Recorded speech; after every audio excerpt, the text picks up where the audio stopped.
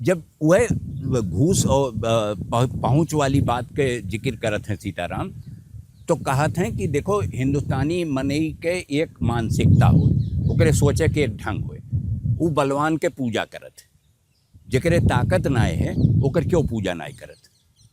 तो हनुमान जी उड़ी के सूरज खाए लिहन तो उनके पूजा होते हैं, राम जी रावण का मार डालिन तो उनके पूजा होते, कृष्ण कंस का मार डालिन तो उनके पूजा होते। तो जे बलवान है ओकर पूजा होते।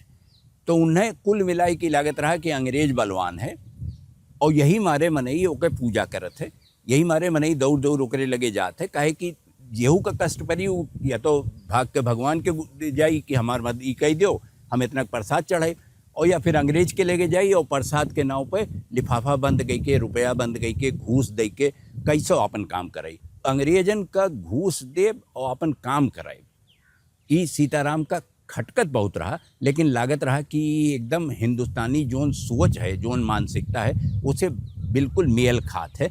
सीताराम कबो समझौता कह नहीं पाए, खुद अपना थोड़ बहुत काम कहूँ कराए लिए हुए कहीं सुनी के, लेकिन कबो कोनो बड़ी सिफारिश लेके या कोनो चीज़ कही के अंग्रेजन से ना आए।